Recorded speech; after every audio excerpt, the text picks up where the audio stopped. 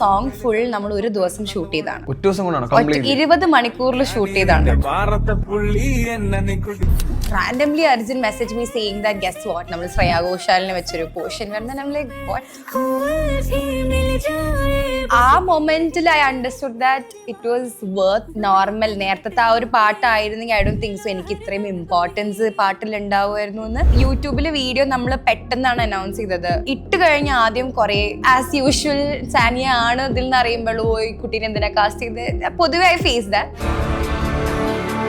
ഇപ്പോഴൊപ്പം social മീഡിയയിൽ post ചെയ്യുന്നതിന് മുമ്പ് ശ്രദ്ധിക്കാറുണ്ടോ? ചില സമയത്ത് ഇനി വെച്ച് വെറുതെ ട്രോളോ അല്ലെങ്കിൽ എന്തെങ്കിലും ചെയ്യോ എന്നുള്ളൊരു ഉൾഭയം എയറിൽ ഉണ്ട്. അതെ, ഓടുന്നതോ ചാടുന്നതോ എന്തെങ്കിലുമൊക്കെ ആയിരിക്കും. അതൊക്കെ ഇങ്ങനെ സ്ലോ മോഷനിലിട്ട് വൾഗറായിട്ട്. നമ്മളെ ലാലേട്ടന്റെ കൂടെ ഭയങ്കര എനർജി സ്റ്റേജ് കത്തുന്നു. ഐ ഓണസ്റ്റ്ലി ഡോണ്ട് റിമെമ്പർ ഞാൻ സ്റ്റേജിലാണ് സാർ എന്നെ ഇങ്ങനെ തിരിക്കുന്ന ഒക്കെ ഒരു പോർഷൻ. അപ്പൊ ഞാനിങ്ങനെ അലിഞ്ഞൊറ്റ ഏജ് ജസ്റ്റ് നമ്പർ എന്ന് എല്ലാവരും കുറെ കമന്റ്സ് ഇതൊക്കെ പല രീതിയിലുള്ള കമന്റ്സ് ഞാൻ കണ്ടു. ബട്ട് മാൻ ഒരു മൊമെന്റ് ആയിരുന്നു സാറിന് ഇവിടെ ലൈക്ക് ചെയ്യാൻ പറ്റുക. Very much happy that I got that opportunity. So ഇങ്ങനെ കൈവച്ചിട്ട് എന്നെ ഇങ്ങനെ സാർ തിരിക്കണം. അപ്പൊ ഞാൻ ഇങ്ങനെ എന്നെ സാർ ഇങ്ങനെ തിരിച്ചുണ്ടെന്ന് സാർ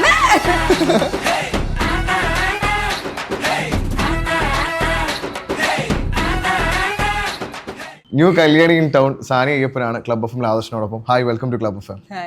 എന്തൊക്കെയുണ്ട്? സുഖമാണോ? സുഖം. ഇപ്പൊ പ്രത്യേക ഭയങ്കര സന്തോഷത്തിലാണ്. ഭയങ്കര സന്തോഷം. സ്റ്റാറ്റസ് സ്റ്റോറി എല്ലാത്തിലും സാനിയ അയ്യപ്പൻ ഇങ്ങനെ നിറഞ്ഞു നിൽക്കുകയാണ്. ആണല്ലേ?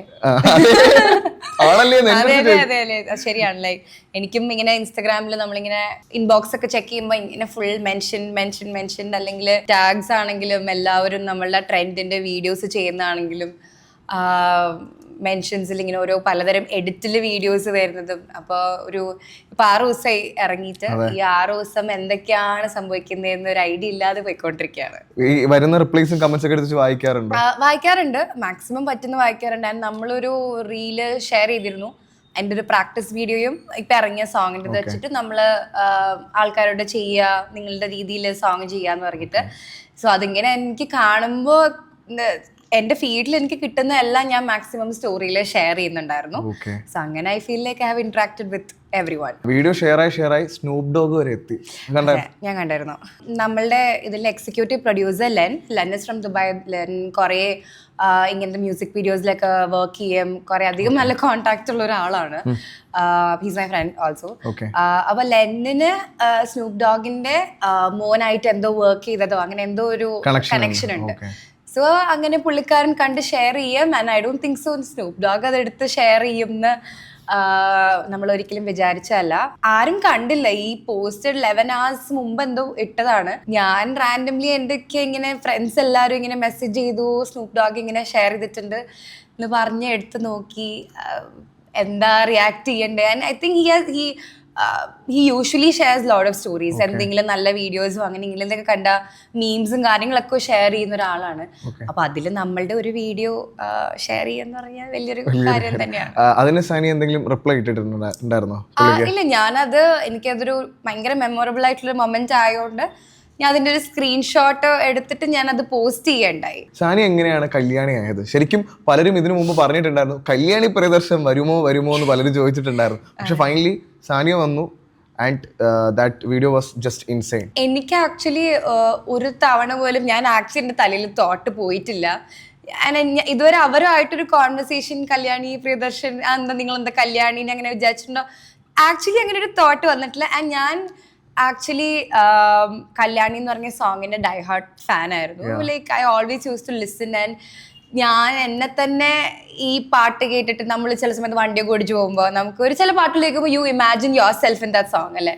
അപ്പോ എനിക്ക് അങ്ങനെ ഒരു സോങ് ആയിരുന്നു Kalyani. And then randomly we got in touch with Arjun. And ഇങ്ങനെ ഒരു കോൺവെർസേഷൻ ഉണ്ടായി. Forever thankful to Arjun. അപ്പൊ പറഞ്ഞു you are on board, decide ചെയ്തു എന്നൊക്കെ പറഞ്ഞ്. ഇത് സംഭവിക്കുന്നത് ജാനുവരിയിലാണ്. അപ്പോ ആ സമയത്ത് നമ്മള് ശ്രേയ ഘോഷാൽ മാം ഉണ്ടെന്നോ നമ്മൾ ആ കല്യാണിക്ക് വേണ്ടി ഒരു മ്യൂസിക് വീഡിയോ ചെയ്യണമെന്നായിരുന്നു. ഫെബ്രുവരിയിൽ ഒരു ഡേറ്റ് പറഞ്ഞു. നമ്മൾ ഷൂട്ടിംഗ് ഒക്കെ പ്ലാൻ ചെയ്ത് കഴിഞ്ഞപ്പോൾ പിന്നെ അവർ പറഞ്ഞു കുറച്ച് കുറച്ച് ഇൻ ഹൗസ് പ്രശ്നങ്ങൾ കാരണം ഇപ്പൊ ഷൂട്ട് ചെയ്യുന്നില്ല. Somewhere I start losing hope where I thought okay ഇനി വേറെ ഇവർക്ക് ആരെങ്കിലും വെച്ച് ചെയ്യാനായിരിക്കും, ഞാനായിരിക്കില്ല. അങ്ങനെ ഞാൻ മെസ്സേജിൽ അങ്ങനെ ഒന്നും ഉണ്ടായിരുന്നില്ല. പിന്നെയും കുറച്ചാളെങ്കിൽ ഞാൻ ചുമ്മാ ഇടയ്ക്ക് അർജുന ഞാൻ ഇടയ്ക്കിടയ്ക്ക് മെസ്സേജ് ചെയ്ത് ചോദിക്കും എന്തായി. After point I felt like ഇത് എൻ്റെ ഒരു പേഴ്സണൽ ആവശ്യം പോലെ, I was so into it. അത് കഴിഞ്ഞ് ഇവർ ഈ വീഡിയോ ഇറക്കിയല്ലോ, ഒരു സംതിങ് ബിഗ് ഈസ് കമ്മിങ് എന്ന് പറഞ്ഞ് അവർ പാടുന്ന ഒരു വീഡിയോ. അത് വന്നപ്പോ എന്റെ ഫ്രണ്ട്സിന്റെ അടുത്തൊക്കെ ഒബ്വിയസ്ലി ഞാൻ പറഞ്ഞിരുന്നു എന്നെയാണ് കല്യാണിയായിട്ട് കാസ്റ്റ് ചെയ്തിരിക്കുന്നത്. ലൈക്ക് നിന്നെ ഇല്ലാന്ന് തോന്നുന്നു, അതൊന്നും ഇല്ലാന്ന് തോന്നുന്നു എന്നൊരു കുറച്ച് വിഷമായി. അത് കഴിഞ്ഞ് ഒരു മെയ് ഒക്കെ ആയപ്പോഴത്തേക്കും randomly Arjun message me saying that guess what നമ്മൾ ശ്രേയാ ഘോഷാലിനെ വെച്ചൊരു പോർഷൻ വരുന്ന ലൈക്ക് വാട്ട്. അപ്പോ ആ മൊമെന്റിൽ I understood that it was worth waiting for അത്രയും മന്ത്സ്. ആൻഡ് ബിക്കോസ് നോർമൽ നേരത്തെ ആ ഒരു പാട്ടായിരുന്നെങ്കിൽ ഐ ഡോണ്ട് തിങ്ക് സോ എനിക്ക് ഇത്രയും ഇമ്പോർട്ടൻസ് പാട്ടിൽ ഉണ്ടാവുമായിരുന്നു എന്ന്. സോ ഫീമെയിൽ പോർഷൻ വന്നപ്പോ അതെ എനിക്ക് പ്രത്യേക ഒരു പോർഷൻ എനിക്ക് ഡാൻസ് ചെയ്യാനും പിന്നെ കുറച്ചും കൂടി ഒരു ഫീമെയിൽ ഓറിയന്റഡ് രീതിയിലായി സോങ്. പിന്നെ എല്ലാം ദൈവത്തിന്റെ അനുഗ്രഹം. I think it just worked out. And Kalyan ചേച്ചിയുടെ കാര്യം ചോദിച്ച പോലെ ഐ ഡോണ്ട് തിങ്ക് ചേച്ചി പോലും ഇത് അറിഞ്ഞിട്ടുണ്ടാവുന്നത്. ഞാൻ യൂട്യൂബിൽ വീഡിയോ നമ്മൾ പെട്ടെന്നാണ് അനൗൺസ് ചെയ്തത് വരിക എന്ന് പറഞ്ഞിട്ട്. സോ ഞാനിത് ഇട്ട് കഴിഞ്ഞ ആദ്യം കുറച്ച് ആസ് യൂഷ്വൽ സാനിയ ആണ് ഇതിൽ നിന്ന് അറിയുമ്പോഴോ ഈ കുട്ടീനെ എന്തിനാ കാസ്റ്റ് ചെയ്ത് പൊതുവെ ഐ ഫേസ് ദാറ്റ്. അതിന്റെ താഴെ കുറെ പേര് കല്യാണിയാന്ന് പറഞ്ഞിട്ട് കല്യാണി അല്ലല്ലോ. But then next day morning ഞാൻ എഴുന്നേറ്റു, ഇറ്റ് വാസ് ഓൾ പോസിറ്റീവ്. കുറച്ച് അവിടെ ഇവിടെയൊക്കെ വന്നെങ്കിലും I grateful that people accepted me saying okay സാനിക്കാണ് ഡാൻസ് ആവട്ടെ ഇതാവട്ടെ ചെയ്യാൻ പറ്റും എന്നുള്ള രീതിയിൽ കുറെ പോസിറ്റീവ് കമന്റ്സ് ഇപ്പോ എല്ലാം കാണാൻ പറ്റില്ല, അതൊക്കെയാണ് പറയുന്നത്. ബട്ട് ഈ ഒരു ഫീലിംഗ് കുറെ നാൾക്ക് ശേഷമാണ്. അത് മാക്സിമം ഞാൻ ആ ഒരു ലൂപ്പിൽ എൻജോയ് ചെയ്യാണ്. ഓക്കെ, സാനി ഇപ്പൊ പറഞ്ഞു സ്റ്റാർട്ടിങ്ങിൽ കുറച്ച് നെഗറ്റീവ് കാര്യങ്ങൾ വരുമെന്ന്. സാനിയ സ്ഥിരം ഇടുമ്പോൾ അങ്ങനെ വരാറുണ്ടോ? നെഗറ്റീവ് ഇമേജ് ഒരാൾക്ക് വേണ്ടി ഇങ്ങനെ എന്ത് ചെയ്താലും നമ്മൾ തെറ്റാണെന്നുള്ള രീതിയിലുള്ളതുകൊണ്ട് ഞാൻ കുറച്ച് എവിടെയും എനിക്കൊരു പേടിയുണ്ടായിരുന്നു. ഞാൻ തലേദിവസവും ഞാൻ ഇങ്ങനെ ലെന്നനോട് എങ്ങാനും ഞാനായോണ്ട് ഇനി ഈ പാട്ട് നമുക്കൊരു അത് ആൾക്കാർ തന്ന ഒരു സ്ട്രെസ്സാണ്, മനസ്സിലായോ? സോ ആ സ്ട്രെസ് എനിക്ക് ഉണ്ടായിരുന്നു. ബട്ട് ദെൻ ആ സെയിം ആൾക്കാർ ആ സ്ട്രെസ് എന്നിൽ നിന്ന് ഇത് ചെയ്യുകയും ചെയ്തു. ആൻഡ് ഐ ഫീൽ ലൈക്ക് നല്ലോണം ആക്സെപ്റ്റ് ചെയ്തു. ഇപ്പം സ്ട്രെസ്ഡ് ഔട്ട് ആവുന്നു എന്നുള്ളൊരു വേർഡ് ഇടയ്ക്ക് ഇങ്ങനെ പറഞ്ഞിട്ടുണ്ടായിരുന്നു. അപ്പം എനിക്ക് തോന്നുന്നു ഏറ്റവും കൂടുതൽ സോളോ ട്രാവൽ ചെയ്യുന്ന ഒരാളാണ് സാനിയ. 13 രാജ്യങ്ങളിൽ പോയിട്ടുണ്ടോ? എത്ര രാജ്യങ്ങളിൽ പോയിട്ടുണ്ട്? ഓൾമോസ്റ്റ് 16-17 ഒക്കെ ആയിട്ടുണ്ടാവും. പോയ രാജ്യങ്ങളിൽ ഒന്നുകൂടെ വിസിറ്റ് ചെയ്യാൻ തോന്നുന്നു അല്ലെങ്കിൽ ഏറ്റവും ഫേവറേറ്റ് ആയിട്ടുള്ള ഒരു പ്ലേസ് ഏതായിരിക്കും? അങ്ങനെ കുറേ സ്ഥലങ്ങളുണ്ട്. എനിക്ക് സ്കോട്ട്ലൻഡ് പോകണം എന്ന് ഭയങ്കര ഇപ്പോഴും ഒരു വെരി ബ്യൂട്ടിഫുൾ ആയിട്ടുള്ള ഒരു സ്ഥലമാണ്. ടർക്കി, ഫിലിപ്പീൻസ് ഇങ്ങനെയൊക്കെ പോയിട്ടുണ്ട്. ഇതൊക്കെ എല്ലാം വീണ്ടും മേ ബി ഫാമിലിയും ഫ്രണ്ട്സൊക്കെ ആയിട്ട് പോകണം എന്ന് ആഗ്രഹമുള്ളതാണ്. ഇപ്പം ഈ കല്യാണി വരുന്നതിന് തൊട്ട് മുമ്പായിട്ട് തന്നെ സാനി ആക്ച്വലി സോഷ്യൽ മീഡിയയിൽ വൈറലായിരുന്നു. എങ്ങനെയാണെന്ന് വെച്ച് കഴിഞ്ഞാൽ നമ്മളെ ലാലേട്ടന്റെ കൂടെ ഡാൻസ് കളിച്ചിട്ടാണ്. ലാലേട്ടൻ രംഗണനായിട്ട് വരുന്നു, ഒരു സൈഡിൽ സാനിയ ഡാൻസ് കളിക്കുന്നു, ഭയങ്കര എനർജി, സ്റ്റേജ് കത്തുന്നു. ആ ഒരു എക്സ്പീരിയൻസ് ഒന്ന് ഷെയർ ചെയ്യാമോ? ലാലേട്ടന്റെ കൂടെ സ്റ്റേജിൽ ഡാൻസ് കളിച്ച്. ആക്ച്വലി ഈ നമ്മുടെ ലൂസിഫർ ഒക്കെ ചെയ്യുമ്പോൾ ലാൽ സാറിനോട് എനിക്ക് സീൻസ് ഒന്നുമില്ല. ഒരു തവണ ഒരു ഒറ്റ സീനായിരുന്നു, മറ്റേ അപ്പൂപ്പൻ മരിച്ചു കിടക്കുമ്പോ സാറ് വരുന്ന ഫസ്റ്റ് ജസ്റ്റ് ഞാൻ സാറിനെ ദൂരത്തുനിന്ന് കണ്ടു. പിന്നെ ഇതുപോലെ അമ്മയുടെ ഫംഗ്ഷനൊക്കെ പോകുമ്പോ കാണും, സംസാരിക്കും. ബട്ട് ആദ്യമായിട്ടാണ് ഒരു 3-4 ദിവസം 2 ദിവസം നമ്മൾ പ്രാക്ടീസ് സ്റ്റേജ് റിഹേഴ്സലിന്. അപ്പോൾ ലാൽ സാറിനോട് ത്രൂ ഔട്ട് സ്പെൻഡ് ചെയ്യാൻ പറ്റുന്നത് ഈ സമയത്തായിരുന്നു. എനിക്ക് ആക്ച്വലി ആദ്യം ഡാൻസ് പ്രാക്ടീസിന് വന്നു. ഞാനപ്പോൾ സാർ ഇല്ലാതെയാണ് പഠിച്ചത്. അപ്പോൾ ഞാൻ ഈ പറക്കാന്ന് പറഞ്ഞ ഡാൻസ് ഒക്കെ പഠിക്കുന്ന സമയത്ത് എനിക്ക് ഉള്ളിലൊരു സാറിൻ്റെ കൂടെ ഞാൻ ഭയങ്കര ഒരു നാണമൊക്കെ ആയിരുന്നു എനിക്ക്. എങ്ങനെയായിരിക്കും എക്സ്പ്രഷൻസ് ഒക്കെ ചെയ്യാൻ പോവുക എന്നൊക്കെ ഒരു മനസ്സിലൊരു ഇതുണ്ടായിരുന്നു. സ്റ്റേജ് റിഹേഴ്സലിലും സാറ് നമ്മൾ ആദ്യമായിട്ട് പ്രാക്ടീസ് ചെയ്യുന്ന അന്ന് സാർ ഓരോന്ന് ചെയ്യുമ്പോൾ ഭയങ്കര തമാശയായിട്ട് നമ്മളെ കംഫർട്ടബിൾ ആക്കി ഇതൊക്കെയാണ്. പക്ഷെ നമ്മൾ എക്സാക്ട് സ്റ്റേജിൽ ചെയ്യുന്ന പോലെ ആയിരിക്കില്ല നമ്മളോട് പ്രാക്ടീസ് ചെയ്യുക. അപ്പൊ നമുക്ക് അറിയില്ല എന്താണ്. അതെ, അതും കഴിഞ്ഞ് എനിക്കിപ്പോഴും ഓർമ്മയുണ്ട്, ജർമ്മനിയിൽ ഞാൻ ഫസ്റ്റ് ഷോന്റെ കൂടെ റംസാന്റെ കൂടെ ആയിരുന്നു എൻ്റെ ആദ്യത്തെ ഡാൻസ്. അത് കഴിഞ്ഞ് ഞാൻ ഈ ഡ്രസ്സൊക്കെ ഇട്ട് വന്നു. അപ്പൊ സാർ ബാക്ക് സ്റ്റേജിൽ നിൽക്കുകയാണ്. അപ്പോൾ ഓൾ ദി ബെസ്റ്റ് ഒക്കെ പറഞ്ഞു. ഞാൻ ഈ ആദ്യത്തെ ഡാൻസ് കളിച്ചപ്പോഴും എനിക്ക് അങ്ങനെ ഒന്നും, സാറ് പെർഫോം ചെയ്യുന്നുണ്ട്, audience was going crazy because സാറിന് എനിക്ക് തോന്നുന്നു അങ്ങനെ ലൈവായിട്ട് ഇങ്ങനെ ഒന്ന് പെർഫോം ചെയ്യുന്ന കുറെ നാൾക്ക് ശേഷമാണ്. പറക്കാന്ന് പറഞ്ഞ ഡാൻസിൽ ഐ ഓണസ്റ്റ്ലി ഡോണ്ട് റിമെമ്പർ ഞാൻ സ്റ്റേജിലാണ്. ഇതിന് എക്സാജറേറ്റ് ചെയ്ത് പറയുന്നതല്ല, ക്രൗഡും എനിക്ക് ഓർമ്മയില്ല. ആ ആദ്യത്തെ വീഡിയോ ഇറങ്ങിയതിൽ കാണാം ഞാനൊരു ഒരു ഒരു എന്തോ ഒരു പൂന്തോട്ടത്തിൽ വിട്ടൊരു ബട്ടർഫ്ലൈ കിടന്ന് പാറുന്ന പോലെയാ. ആൻഡ് സാർ എന്നെ ഇങ്ങനെ തിരിക്കുന്നൊക്കെ ഒരു പോർഷൻ. അപ്പൊ ഞാനിങ്ങനെ അലിഞ്ഞൊറ്റ ഏജ് ഇസ് ജസ്റ്റ് നമ്പർ എന്ന് എല്ലാവരും കുറെ കമന്റ്സ് ഇതൊക്കെ പല രീതിയിലുള്ള കമന്റ്സ് ഞാൻ കണ്ടു. ബട്ട് മാൻ, അതൊരു എന്തോ ഒരു മൊമെന്റ് ആയിരുന്നു സാറിന് ഇവിടെ ലൈക്ക് ചെയ്യാൻ പറ്റുക എന്നുള്ള. I am very much happy that I got that opportunity.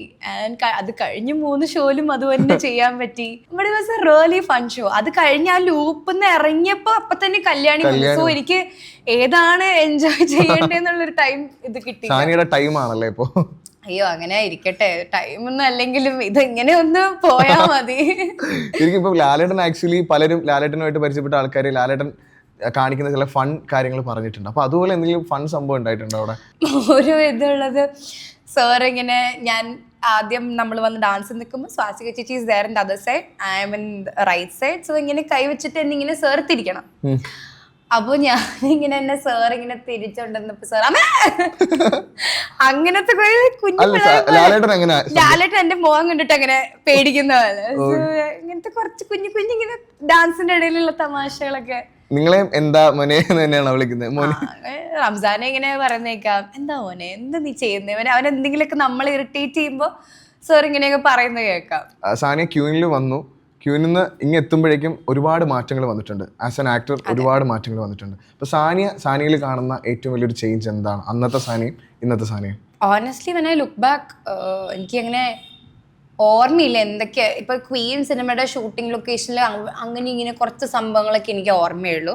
ഇപ്പോ അന്ന് ഞാൻ അത് ചെയ്യുമ്പോൾ 15 വയസ്സായിരുന്നു. Now I M 24. അപ്പോ ഏജിൻ്റെതായ മാറ്റങ്ങളാണ് എനിക്ക് തോന്നുന്നു വന്നിരിക്കുന്നത്. അതെങ്കിൽ ഇപ്പോൾ ഒരു സെറ്റിൽ പോയാൽ എന്തൊക്കെയാണ് ചെയ്യേണ്ടത്, അല്ലെങ്കിൽ എങ്ങനെയാണ് ബിഹേവ് ചെയ്യേണ്ടത്, അല്ലെങ്കിൽ ഒരു ആസ് എൻ ആക്ടർ സെറ്റിൽ വന്നാൽ ആദ്യം സ്ക്രിപ്റ്റ് എന്തെങ്കിലും അല്ലെങ്കിൽ തലേ ദിവസമേ ചോദിക്കണം. ക്വീനൊക്കെ ചെയ്യുമ്പോൾ അതൊന്നുമില്ല, ഏതോ ഒരു സ്ഥലത്ത് പോകുന്നു, കുറെ ചേട്ടന്മാരുണ്ട്, അവരോട് ഷൂട്ട് ചെയ്യുന്നു. അപ്പോൾ ഐ ഫീൽ കുറച്ചും കൂടെ ചെയ്യുന്ന എന്താണ് ചെയ്യുന്നു അതിന് കുറച്ചും കൂടെ value and importance and time അതിന് വേണ്ടി ഉള്ളത്. അപ്പം അത് എനിക്ക് തോന്നുന്നു ബൈ ടൈം വന്നതിനേക്കാൾ കൂടുതൽ ഏജ് നമ്മൾക്ക് ഇതാവും തോറും നമ്മൾക്ക് റെസ്പോൺസിബിലിറ്റി അല്ലെങ്കിൽ കാര്യങ്ങൾ അങ്ങനെയുള്ള ചേഞ്ചസ് വന്നിട്ടുണ്ട്. അതൊക്കെ ഉള്ളൂ. പിന്നെ എനിക്ക് ഒരിടയ്ക്ക് ഉണ്ടായിരുന്ന കുറച്ച് ഈ പബ്ലിക്കലി പെരുമാറുന്ന കുറേ കാര്യങ്ങൾ എനിക്ക് പ്രശ്നങ്ങൾ ഉണ്ടായിട്ട് ഞാൻ കുറച്ച് ഡിസ്റ്റൻസ് കീപ്പ് ചെയ്യുന്ന കുറെ ഇതൊക്കെ ഉണ്ടായിരുന്നു. അതൊക്കെ എനിക്ക് മനസ്സിലായി, ആൾക്കാർ മനസ്സിലാക്കാൻ പോകുന്നില്ല എൻ്റെ ട്രോമയോ അല്ലെങ്കിൽ എൻ്റെ കാര്യങ്ങളോ.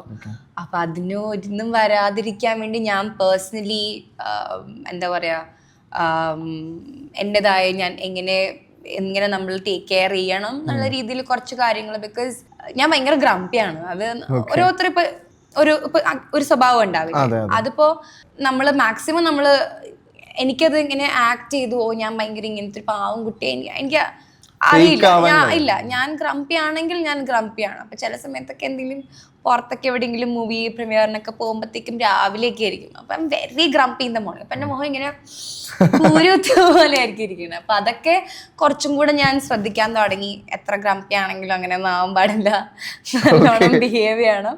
ഫേക്ക് ആവുക എന്നുള്ളതല്ല, കുറച്ചും കൂടെ നമ്മൾ ചെയ്യുന്ന ജോബിന് എങ്ങനെയായിരിക്കണം എന്നുള്ള രീതിയിലുള്ള ശ്രമിക്കുന്നുണ്ട് മാക്സിമം. ഇപ്പോഴും ഇപ്പം സോഷ്യൽ മീഡിയയിൽ പോസ്റ്റ് ചെയ്യുന്നതിന് മുമ്പ് ശ്രദ്ധിക്കാറുണ്ടോ, ടെൻഷൻ അടിക്കാറുണ്ടോ? ചില സമയത്ത് ഒബ്വിയസ്ലി ഇതിനി വെച്ച് വെറുതെ ട്രോളോ അല്ലെങ്കിൽ എന്തെങ്കിലും ചെയ്യോ എന്നുള്ളൊരു ഉൾഭയം എയറിൽ കയറും. അതെ. പക്ഷെ അങ്ങനെ വല്ലപ്പോഴും കൂടുതലും ട്രാവൽ ചെയ്യുന്ന പിക്ചേഴ്സ് ഒക്കെ ഷെയർ ചെയ്യുമ്പോൾ ഈ ആവശ്യമില്ലാത്ത നമ്മൾ വീഡിയോസ് ഒക്കെ ഇടുമ്പോൾ ചിലപ്പോൾ നമ്മൾ എന്തെങ്കിലും ഓടുന്നതോ ചാടുന്നതോ എന്തെങ്കിലുമൊക്കെ ആയിരിക്കും. അതൊക്കെ ഇങ്ങനെ സ്ലോ മോഷനിലിട്ട് വൾഗറായിട്ട് റീഡ് ചെയ്യുക. അപ്പൊ ഞാൻ അങ്ങനത്തെ ഒക്കെ കുറച്ചും കൂടെ ഒന്ന് നോക്കും. ഓക്കെ, എന്തെങ്കിലും ഇനി ഇവർക്ക് ഇങ്ങനെ ചെയ്യാനുള്ള കണ്ടന്റ് ഉണ്ട്, പക്ഷെ മാക്സിമം നോക്കില്ല. എനിക്ക് തോന്നുന്നു സാനിയുടെ ഏറ്റവും വലിയൊരു കംഫർട്ട് സോൺ അല്ലെങ്കിൽ ഒരു ബെസ്റ്റ് ഫ്രണ്ട് എന്നൊക്കെ പറയാൻ പറ്റുന്നത് അമ്മയാണെന്ന് തോന്നുന്നു. ശരിക്കും അമ്മയാണോ ഇപ്പോഴും എല്ലാ കാര്യങ്ങളും സപ്പോർട്ട് ചെയ്യുന്നതും ചെറിയ കാര്യങ്ങൾ പോലും ഷെയർ ചെയ്യാൻ പറ്റുന്ന രീതിയിലൊക്കെ കൂടെ നിൽക്കുന്നത്? അമ്മയടുത്താണ് എല്ലാം. അങ്ങനെ ഡെയിലി വിളിച്ച് അമ്മ ഇങ്ങനെയാണ്, ഞാൻ അമ്മ ഇങ്ങനെയാണ്, അങ്ങനത്തെ കോൺവെർസേഷൻസ് അല്ല. ഞാൻ ആക്ച്വലി ട്രാവൽ ചെയ്യുമ്പോഴോ വർക്കിന് പോവുകയാണെങ്കിലും ഞാൻ അങ്ങനെ ഡെയിലി വിളിച്ച് അപ്ഡേറ്റ് ചെയ്യുന്ന അങ്ങനെ ഒരു റിലേഷൻഷിപ്പ് അല്ല. ബട്ട് അമ്മ നോസ് ഞാൻ എൻ്റെ കാര്യം നല്ലോണം നോക്കിക്കോളും. എല്ലാ ദിവസവും വാട്സാപ്പിൽ മെസ്സേജ് ചെയ്യും. ഇപ്പോൾ ഫോർ എക്സാമ്പിൾ ലണ്ടനിലെ ഷോ പോയപ്പോൾ ഷീ നോസ് ടൈം ഡിഫറൻസ് ഒക്കെ ഉണ്ട്. ആൻഡ് ഞാൻ ഒരു ജോളി ആയിട്ടുള്ള ആൾ, ഞാൻ അവിടെ മാക്സിമം എൻജോയ് ചെയ്യായിരിക്കും അമ്മയ്ക്ക് അറിയാം. സോ ഷീ എല്ലാ ദിവസവും രാത്രി അമ്മ കിടക്കുന്ന മുമ്പ് എനിക്കൊരു വോയിസ് മെന്റ് അയക്കാം. ഞാൻ എനിക്ക് പറ്റുമ്പോഴത്തേക്കും അമ്മയ്ക്ക് റിപ്ലൈ ചെയ്യും. ബട്ട് ഐ ഫീൽ ലൈക്ക് ഫ്രണ്ട്സിനോടും എല്ലാം നമുക്കെല്ലാം ഷെയർ ചെയ്യാം. But there are things which നമുക്ക് ആരോടും ഷെയർ ചെയ്യാൻ പറ്റില്ല. നമ്മൾ ഭയങ്കര ട്രസ്റ്റ് ചെയ്ത് നമ്മൾ പറയുന്ന കുറച്ച് കാര്യങ്ങളുണ്ടല്ലോ. ഇപ്പം എൻ്റെ വർക്കിൻ്റെ ഇനിയിപ്പോൾ കഴിഞ്ഞ ദിവസം എനിക്കൊരു വർക്ക് ഓപ്പർച്യൂണിറ്റി വന്നു. ചിലവരോട് ചോദിക്കുമ്പോൾ അവർ പറയും എന്തെങ്കിലും ചെയ്യിച്ച്. പക്ഷെ അമ്മയടുത്ത് ചോദിക്കുമ്പോഴായിരിക്കും അമ്മ കറക്റ്റ് ആയിട്ടുള്ള ചിലപ്പോൾ ഇങ്ങനെയാകും, അല്ലെങ്കിൽ നിന്റെ കരിയറിൽ ഇങ്ങനെ ആയിരിക്കും. അപ്പോൾ അങ്ങനെയൊക്കെ രീതിയിൽ ഇപ്പോഴും എൻ്റെ എല്ലാ കാര്യങ്ങളും അമ്മ ത്രൂ ആണ് അച്ഛനിലേക്ക് എത്താം. ഞാൻ ഒന്നും അച്ഛൻ്റെ അടുത്ത് പറയില്ല. ഇല്ല. അച്ഛനെ വിളിച്ച് ഞാൻ അങ്ങനെ കാര്യങ്ങൾ പറയോ. പക്ഷെ ഞാൻ എന്ന് പറഞ്ഞാല് ഞാൻ വലിയൊരു നടി ആവണം, ഞാൻ ലൈഫിൽ ഒരു സ്ഥലത്ത് എത്തണം എന്ന് ഏറ്റവും കൂടുതൽ ഐ വുഡ് സേ എൻ്റെ ഏറ്റവും ബിഗ്ഗസ്റ്റ് ഫാൻ എൻ്റെ അച്ഛനാണെന്ന് ഞാൻ പറയും. ഈ കല്യാണി ഇറങ്ങിയിട്ട് ഞാൻ സത്യം പറയാം, ഇത് ചിലർക്കത് വിശ്വസിക്കാൻ പറ്റില്ല. ഞാൻ എല്ലാ ദിവസവും ഞാൻ പുറത്ത് വരുമ്പോഴോ അല്ലെങ്കിൽ ഞാൻ എൻ്റെ TV റൂമിൽ അച്ഛൻ കല്യാണി കണ്ടുകൊണ്ടിരിക്കും. ബിക്കോസ് അത്രയും ഞാൻ എന്ന് പറഞ്ഞ അച്ഛന് ജീവനാണ്. അച്ഛൻ ഇത് ഇറങ്ങിയ സമയത്താണെങ്കിലും ഞാൻ ഓൾറെഡി ട്രെയിലറൊക്കെ കാണിക്കുമ്പോൾ അച്ഛനും അത് എന്നാ ഇറങ്ങുക. ആൻഡ് അവർക്കും കുറേ നാൾക്ക് ശേഷമാണ് അവരുടെ മോളുടെ ഒരു കാര്യം എല്ലാവരും അവരുടെയും വാട്സാപ്പ് സ്റ്റാറ്റസുകളിൽ ഫ്രണ്ട്സ് ഷെയർ ചെയ്യുന്നു. ഒരുപാട് ഗ്രൂപ്പിലൊക്കെ ഷെയർ ചെയ്തതാണ്. അതെ, അച്ഛൻ്റെ ഇപ്പൊ DP വരെ ഞാൻ കല്യാണിയുടെ ആ പോസ്റ്റ് നിൽക്കുന്ന ഇതാ വാട്സാപ്പിൽ പാവം DP ഇട്ടിരിക്കുന്ന. അപ്പൊ ബട്ട് കുഞ്ഞിലെ തൊട്ട് ഞാൻ അച്ഛൻ്റെ അടുത്ത് അങ്ങനെ പോയി ഒന്നും ഇതില്ല. പക്ഷെ എൻ്റെ എല്ലാ കാര്യങ്ങളും അമ്മ ത്രൂ കറക്റ്റായിട്ട് അച്ഛനിലേക്ക് എത്തും. ഈ കല്യാണി സോങ്ങിനകത്തുള്ള സ്റ്റൈലും കൊറിയോഗ്രാഫിയും അതിനകത്തുള്ള കോസ്റ്റ്യൂമും ഒക്കെ ഭയങ്കര അടിപൊളിയായിരുന്നു. അതെ, അതെങ്ങനെ സെറ്റ് ചെയ്ത്? കോസ്റ്റ്യൂം ആക്ച്വലി ഇച്ചിരി ഡ്രമാറ്റിക് ആയിരുന്നു. ബിക്കോസ് നമ്മൾ കല്യാണിയുടെ ആ ഫസ്റ്റത്തെ ആ കോർസെറ്റ് ഇച്ചിരി കോംപ്ലിക്കേറ്റഡ് ആയിട്ടുള്ള ഒരു സംഭവമായിരുന്നു. അത് ഇച്ചിരി നമ്മുടെ ഫിറ്റിങ്ങും കാര്യങ്ങളൊക്കെ കുറച്ചതായിട്ട്. But we manage, hats off to the stylist. ആ കുട്ടി അത് നല്ല രീതിയിൽ മാനേജ് ചെയ്തു, രണ്ടാമത്തെ ലുക്കും എല്ലാം. എൻ്റെ ഡാൻസിൻ്റെ കോസ്റ്റ്യൂമിന് ആക്ച്വലി നമ്മുടെ ആ ഫസ്റ്റത്തെ കോർസെറ്റ് തന്നെയായിരുന്നു ടോപ്പായിട്ട് ആ സ്കേർട്ടിന് വരേണ്ടത്. അപ്പൊ I said I am not comfortable because corset ആവുമ്പോൾ നമുക്ക് ഡാൻസ് ചെയ്യുമ്പോൾ ചിലപ്പോൾ താഴത്തേക്ക് പോവാം. എനിക്ക് എൻ്റെതായ രീതിയിൽ ചിലപ്പോൾ അത്രയും ഭംഗിയായിട്ട് ചെയ്യാൻ പറ്റില്ല. അപ്പൊ അങ്ങനെ ഒരു ഭയങ്കര കൺഫ്യൂഷനായി. രാവിലെയാണ് നമ്മളിത് വേറൊരു കാര്യം ആലോചിക്കേണ്ട, ആ സോങ് ഫുൾ നമ്മൾ ഒരു ദിവസം ഷൂട്ട് ചെയ്താണ്. 20 മണിക്കൂറിൽ ഷൂട്ട് ചെയ്താണ് നമ്മൾ. അപ്പൊ നമ്മൾ രാവിലെയൊക്കെ വരെ ഷൂട്ട് ചെയ്തിട്ടുണ്ട്. അപ്പൊ അതിരാവിലെ തുടങ്ങി പിറ്റേ ദിവസം രാവിലെ വരെ ഇതിന്റെ ഷൂട്ട് പോയി. അപ്പൊ ഈ ഷൂട്ടിന്റെ ഇടയിൽ കുട്ടിയെടുത്ത് ഞാൻ പറഞ്ഞു, ഞാൻ ഈ ടോപ്പ് ഡാൻസിലിടാൻ പറ്റില്ല, നമുക്ക് പിറ്റേ ദിവസം ഷൂട്ട് ചെയ്യാന്ന് പറയാൻ വേറെ ദിവസവും ഇല്ല. And I think she said okay I just figure it out എന്ന് പറഞ്ഞ ആള് പോയി ഒരു റെന്റഡ് ഷോപ്പിന്ന് എടുത്തിട്ട് വന്നതാണ് ആ ടോപ്പ്. പെട്ടെന്ന് പോയി എടുത്തിട്ട് അന്ന് രാവിലെ പോയി എടുത്തിട്ട് വന്നതാണ്. എന്നിട്ട് ആ സ്കേർട്ടിനെ മാച്ച് ചെയ്ത് 2 ടോപ്പ് ഓപ്ഷൻ കൊണ്ടുവന്നു. ഒരെണ്ണം എനിക്കിതാ ഇഷ്ടമായി. ആൻഡ് അതില് നമുക്ക് അതാണ് കുറച്ച് മേ ബി ഒരു ബ്ലൗസിന് അതിൽ ലൂസായിട്ട് ആ വീഡിയോയിൽ നിങ്ങൾക്ക് തോന്നും. ബിക്കോസ് നമുക്ക് പ്രോപ്പർ ഫിറ്റിംഗ് ചെയ്യാൻ നമ്മൾ തിരിച്ചു കൊടുക്കേണ്ട ബ്ലൗസാണ്. അപ്പൊ അതിൽ എങ്ങനെയൊക്കെയോ ആ കുട്ടി സ്റ്റിച്ച് ചെയ്ത് ബട്ട് ഐ തിങ്ക് എല്ലാം ഔട്ട് വന്നപ്പോൾ ആ ഭാഗമാണ് ഏറ്റവും കൂടുതൽ ഇതാവുന്നത്. ആൻഡ് എനിക്ക് എടുത്തു പറയേണ്ട ഒരു കാര്യമുണ്ട്, എൻ്റെ hair and makeup Sara makeover എന്ന് പറഞ്ഞിട്ട് സാറയാണ് എൻ്റെ മേക്കപ്പ് ചെയ്തത്. എനിക്ക് ആദ്യം ഭയങ്കര കൺഫ്യൂസ്ഡ്. എനിക്ക് സാറയോട് ഞാൻ വർക്ക് ചെയ്തിട്ടുണ്ട്, എൻ്റെ സിനിമയിലൊക്കെ സാറയാണ് മേക്കപ്പ് ചെയ്യാൻ വരാറ്. അപ്പോൾ ഞാനിങ്ങനെ അത്രയും കോൺഫിഡൻ്റ് ആയിരുന്നല്ലോ, സാറ ഇത്രയും സോങ് ചെയ്യാൻ പറ്റുമോ. But I am very glad that I took that decision. സാറേനെ ചെയ്യാന്ന് എന്നെ ഇത്ര സുന്ദരിയാക്കി അതില് പ്രസന്റ് ചെയ്തു. സോ സാറേനോട് ഒരുപാട് നന്ദി. സാനി ഇപ്പോൾ എനിക്കൊന്നും ലൂസിഫറിൽ ഉണ്ടായിരുന്നു, അതിനുശേഷം എമ്പുരാൻ, അസ്രയിൽ ഉണ്ടാവോ? അറിയില്ല. അറിയില്ല. അതിലെന്തോ ഒരു കള്ളത്തരല്ലേ? എന്തെങ്കിലും ഒന്നും അറിയില്ല. പഠിക്കാൻ പോയേക്കല്ലേ? ഓ ശരിയാ, ഒരു മെയിൽ അയച്ചിട്ട് വരാന്ന് പറയുമ്പോ സത്യം കേട്ടാ. അതിനകത്ത് അന്ന് അന്ന് ആ സിനിമ കണ്ടപ്പോ ശ്രദ്ധിച്ച മെയിൽ അയക്കാനുണ്ട്. I have seen lot of meme where when the ഫ്രണ്ട്സിനോടൊക്കെ എന്തെങ്കിലും ചോദിക്കുമ്പം പഠിക്കാൻ പുറത്ത് പോകുന്നുണ്ടെന്ന് പറയുന്നത് മെയിൽ അയച്ചിട്ട് ഇപ്പൊ വരാം. അല്ല, നമ്മളെ ഫ്രണ്ട്സിന്റെ ഇടയിൽ നമ്മൾ ആ സാധനം ഉപയോഗിക്കാറുണ്ട് പടം ഇറങ്ങിയിട്ട് കുറച്ച് ദിവസം. പഠിച്ചൊക്കെ വരുമായിരിക്കും. സനിയടുത്ത് കുറച്ച് ഫോട്ടോസിനെ കുറിച്ച് പറയാൻ പോവാണ്, കാണിച്ചു തരാൻ പോവാണ്. ആ ഫോട്ടോ കാണുമ്പോൾ പെട്ടെന്ന് ഓർമ്മ വരുന്ന മെമ്മറി ഒന്ന് പറയാമോ? ഓക്കെ അല്ലേ? ഇത് Prabhudeva sir. This is like one dream come true. Being a dancer, നമ്മൾ എന്താ പറയാ, ആരാധിക്കുന്ന വലിയൊരു ഡാൻസറാണ് Prabhudeva sir. And actor also. സാറിന്റെ ഷോയിൽ എനിക്കൊരു പെർഫോമൻസിന് വേണ്ടി വന്നതാണ്. അങ്ങനെ ആ ഷോയിൽ പോയി പെർഫോം ചെയ്തു. സാർ എനിക്ക്, അമ്മയ്ക്ക് പ്രഭുദേവ സാർ എന്ന് പറഞ്ഞ ജീവനാണ്. അമ്മയുടെ ഇവിടെയും സാർ ഫോട്ടോ. ഞങ്ങൾ കാരവനിൽ പോയി സംസാരിച്ചു. അപ്പോൾ സാർ അമ്മയുടെ അടുത്ത് പറഞ്ഞു ഭയങ്കര ടാലന്റഡ് ആയിട്ടുള്ള കുട്ടിയാണ്, നല്ല അമ്മ കണ്ണ് നിറഞ്ഞു. അങ്ങനെയൊക്കെ ഒരു കാര്യം സാറ് ഉള്ളോണ്ട് പറഞ്ഞാണോ എന്താണെന്ന് അറിയില്ല. എന്നാലും സാറിനെ പോലെ ഒരാളുടെ വായനത് കേൾക്കുമ്പോൾ നമുക്ക് അല്ലേ ഒരു പ്രൗഡ് മൊമെന്റ് ആണ്. അതിന് അമ്മ ഉണ്ടായിരുന്നോണ്ട്, എന്നോടല്ല പറഞ്ഞു, അമ്മയ്ക്കും അത് കേട്ടു. ഈ ഫോട്ടോ ഓക്കെ.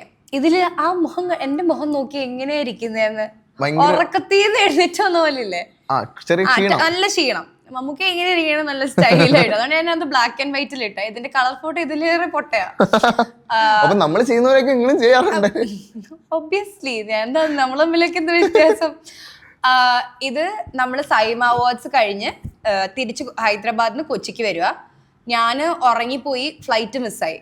അത് കഴിഞ്ഞ് ഞങ്ങള് ഇനി അവർ വീണ്ടും ടിക്കറ്റ് ഒക്കെ ബുക്ക് ചെയ്ത് തരുമോന്ന് പറഞ്ഞാൽ മറ്റേ സ്ട്രെസ്ഡ് ആയിട്ടൊക്കെ ഇരിക്കുമ്പോൾ അവർ വീണ്ടും നമുക്ക് ടിക്കറ്റ് ബുക്ക് ചെയ്തു തന്നു. എയർപോർട്ടിലെത്തി നോക്കുമ്പോൾ ലാസ്റ്റ് നമ്മൾ എയർബസ് എടുക്കാൻ നിൽക്കുമ്പോൾ മമ്മൂക്ക സാറ് വരുന്നു. അപ്പം ഞാൻ ഓൾറെഡി എയർബസ്സിൽ നിൽക്കുക. അപ്പോൾ മമ്മൂക്ക എന്നെ ഇങ്ങനെ കാണിച്ചു. അപ്പം ഞാനിങ്ങനെ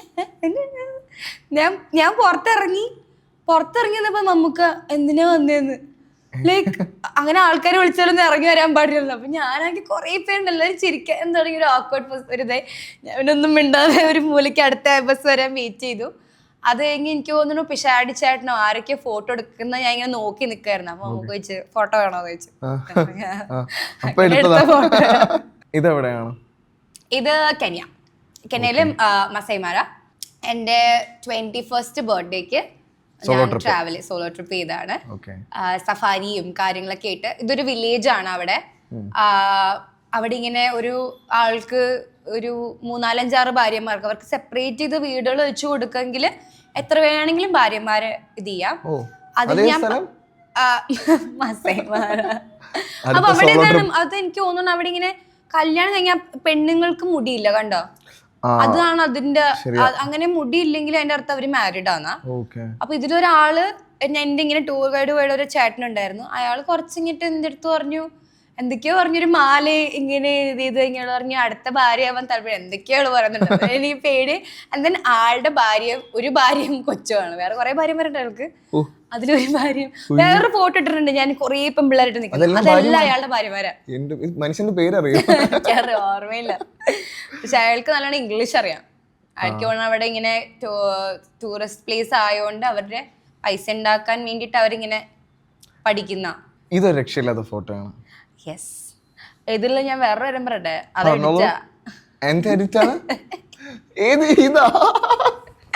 അത് നമ്മൾ ചെയ്യുന്ന എല്ലാ പരിപാടികളും ചെയ്യുന്നുണ്ട്. അല്ല അത് ഞങ്ങളുടെ ഒരു ഫ്രണ്ട് ഉണ്ട്. അത് അവൻ പറഞ്ഞു ഇനി അവൻ എന്നെ കൊല്ലും. ഞാനിത് അവന്റെ പേര് പറഞ്ഞു, അവൻ ഞാൻ പറയുന്നില്ല. ഈ ഇത് മഞ്ഞ് പോലെ വന്നിരിക്കുന്നില്ലേ, അത് മാത്രം ഇച്ചിരി എടുത്ത് ആണല്ലേ. ഇത് ഹിമാചലില് കുട്ട്ല എന്ന് പറഞ്ഞ സ്ഥലമാണ്. അപ്പോ ഇതുപോലെ വേറൊരു ഫോട്ടോ ഉണ്ട്. അത് നിങ്ങൾ നെട്ടും. ഞാൻ ഇൻസ്റ്റാഗ്രാമിൽ ഞാൻ കാണിച്ചു തരാം. അത്രയ്ക്ക് എഡിറ്റ് ചെയ്തിട്ടുണ്ട്. അപ്പൊ ഞങ്ങൾ ട്രെക്ക് ചെയ്തൊക്കെ വന്നു കഴിഞ്ഞപ്പോ ഇങ്ങനെ ഇവിടെ ഈ മഞ്ഞൊക്കെ ഉള്ള മല കണ്ടപ്പോ ഞാൻ ഇങ്ങനെ എഡിറ്റ് ചെയ്തു, ഫോട്ടോ എടുത്തു. അത് കഴിഞ്ഞ് എന്റെ അടുത്ത് പറഞ്ഞു, ഞാൻ നിനക്ക് ഇതിലെക്കാട്ടും അടിപൊളിയാക്കി തരാന്ന് പറഞ്ഞവൻ ചെയ്തതാ. ഇതോ വിജയ് ദേവരകൊണ്ടായിട്ടുള്ള വിജയ് ദേവരകൊണ്ട. ഞാനിത് ഈ സ്റ്റോറി ഭയങ്കര ഫണ്ണി ആട്ടോ. ലൈക്ക് ഇത് സൈമ അവാർഡ്സിന് പോയപ്പോൾ എൻ്റെ ആദ്യത്തെ സൈമ ക്വീൻ സിനിമയ്ക്കുള്ള അവാർഡ് കിട്ടാൻ വേണ്ടിയിട്ട് അന്നപ്പോൾ നമ്മളുടെ നാട്ടിലത്തെ മലയാളി FMs ഉണ്ടാവുമല്ലോ, അത് ദോഹയിലാണ് നടക്കുന്നത്. അപ്പോൾ ഒരു FMലെ ആൾക്കാർ വന്നിട്ട് നമ്മളുടെ ഇന്റർവ്യൂ ചെയ്യാൻ വേണ്ടിയിട്ട് ലോബിയിൽ ഇരിക്കുക. അപ്പം നമ്മളിപ്പോൾ ഇങ്ങനെ ലോബിയിൽ ഒരു സോഫയിൽ ഇരിക്കുക. ലിറ്ററലി ഞാനിവിടെ ഇന്റർവ്യൂ ചെയ്യുന്ന ആളിവിടെയാണ്. ഇങ്ങനെ ഒരാൾ നടന്നുപോയി. അപ്പം ഞാനിങ്ങനെ സംസാരിക്കുന്നതിൻ്റെ ഇടയിൽ എനിക്ക് ആരോ പറയുന്നേക്കും വിജയ് ദേവരകൊണ്ട അത്. അപ്പം ഞാനിങ്ങനെ ഞാനിവിടെ സംസാരിക്കുകയാണ്, ബട്ട് എനിക്ക് അറിയാം വിജയ് ദേവരകൊണ്ട അങ്ങോട്ട് പോയിന്ന്. എന്താ ഞാൻ ഉള്ളിൽ ഈ സംസാരം റിപ്ലൈ ചെയ്യുമ്പോഴും എൻ്റെ മനസ്സിലോ അവിടെ ആളുണ്ടോ എന്ന ഫോട്ടോ എടുക്കാൻ എനിക്ക് കിട്ടിയില്ലെങ്കിലോ, ഞാൻ ഈ ഇൻഡിവിജ്വലിൻ്റെ അടുത്ത് പറയും ചേട്ടാ ഒരു 1 മിനിറ്റ് ഞാൻ ഒന്ന് പോയി ഒരു ഫോട്ടോ എടുത്ത് വന്നോട്ടെ എന്ന് പറഞ്ഞ് ഓട്ടിപ്പോയി. അവിടെ ചെന്നപ്പോൾ ഞാൻ നോക്കുമ്പോൾ ആളും വൈറ്റ് ഡ്രസ്സ്. അപ്പം നമുക്ക് നമ്മൾ ഇഷ്ടപ്പെടുന്ന ഒരു സ്റ്റാറിനെ കാണുമ്പോൾ you don't know what conversation, like എന്താണ് നമ്മൾ ഒരു ഫോട്ടോ എടുക്കട്ടെ, എന്താ നമുക്കറിയില്ല, റാൻഡം മണ്ടത്തരൊക്കെ ആയിരിക്കും നമ്മൾ പറയാ. ഞാൻ ആളെടുത്ത് ഹായ് വി ആർ ട്വിന്നിങ്. അപ്പൊ തന്നെ ആള് ഏതാണ് കുട്ടി എന്നുള്ള രീതിയിൽ നോക്കി അതെ പറഞ്ഞ ഇങ്ങനെ ഇവിടെ നിന്നുള്ള നടിയായിരുന്ന ഒരു ഫോട്ടോ എടുത്തോട്ടെ എന്ന് പറഞ്ഞ അപ്പൊ തന്നെ എന്റെ തോളത്തൊക്കെ കൈ പിടിച്ച് ഫോട്ടോ എടുത്തു. ഞാൻ അപ്പൊ തന്നെ എന്റെ ചേച്ചിക്ക് വെച്ചു കൊടുത്തു. യെസ്, അതെനിക്ക് ഇപ്പോഴും അവിടെ ചേച്ചിയും ഭയങ്കര ഇഷ്ടമാണ്. ഇതുകൊണ്ട് അപ്പൊ തന്നെ ഞാൻ അങ്ങനെ ഇൻസ്റ്റാഗ്രാമിലിട്ടു. ഭയങ്കര റീച്ച് ആയിരുന്നു. ഓക്കെ, അപ്പോൾ സാനിയെ കുറിച്ച് കുറെ കാര്യങ്ങൾ അറിഞ്ഞു. ഇനി ബിഫോർ വൈൻഡിങ് അപ്പ്, സാനിയയുടെ ഏറ്റവും വലിയ കോൺഫിഡൻസ് എന്താണ്? എൻ്റെ ഏറ്റവും വലിയ കോൺഫിഡൻസ്, ഞാൻ ആരും മൈൻഡ് ചെയ്യാറില്ല, എന്താണ് പറഞ്ഞോട്ടെ, ഒരു കുഴപ്പമില്ല. ഐ തിങ്ക് അത് ഉണ്ടായി വന്നതല്ലേ. എനിക്ക് തോന്നുന്നു കുഞ്ഞിലെ ഞാൻ ഇത് തമാശ ഒരു സ്റ്റോറിയാണ്, അത് പറയാൻ പാടില്ലെന്ന് എനിക്ക് അറിയില്ല. അമ്മ സ്കൂളില് ഞാൻ തലതെറിച്ച കുട്ടിയായിരുന്നു. പറയാൻ മറ്റേ ടീച്ചേഴ്സിന്റെ എല്ലാം അപ്പോ സ്കൂളിൽ ഞങ്ങള് ഈ സിംബ്ലിങ്സ് രണ്ടുപേരും ഒരു സ്കൂളിലിടുമ്പോൾ ഒരു പ്രശ്നമുണ്ട്. അനിയത്തിമാരെ സിംബ്ലിങ്സ് എന്ത് ചെയ്താലും ആരാണെങ്കിലും ഒരാൾ ഭയങ്കര നല്ലതായിരിക്കും, എന്നാൽ അവരുടെ ഏറ്റവും വലിയ ചിത്തപ്പേര് അവരുടെ സിംബ്ലിംഗ് ആയിരിക്കും. അതായിരുന്നു എന്റെ ചേച്ചിയുടെ അവസ്ഥ. സാധിക നല്ലോണം പഠിക്കും, സാനി എന്ത് ഇങ്ങനെയാന്ന് എപ്പോഴും. അപ്പൊ ഞാന് എന്തോ ഒരു പ്രശ്നം ഉണ്ടായിട്ട് എൻ്റെ അമ്മേനെ സ്കൂളിൽ വിളിപ്പിച്ചു. അപ്പോൾ എൻ്റെ ടീച്ചർ അമ്മയടുത്ത് പറയാം, ഈ സാനിയ ലൈക്ക് എന്തെങ്കിലും നമ്മള് സാനിയ എന്ത് ഇങ്ങനെയാന്ന് പറയുമ്പോ സാനിയ പറ്റിയാ നീ എന്താണെങ്കിലും പറഞ്ഞു, എനിക്ക് കുഴപ്പമില്ല എന്നുള്ള ഭാവത്തിലായിരിക്കും സാനിയ നിൽക്കുന്നതെന്ന് അമ്മയടുത്ത് പറയാം.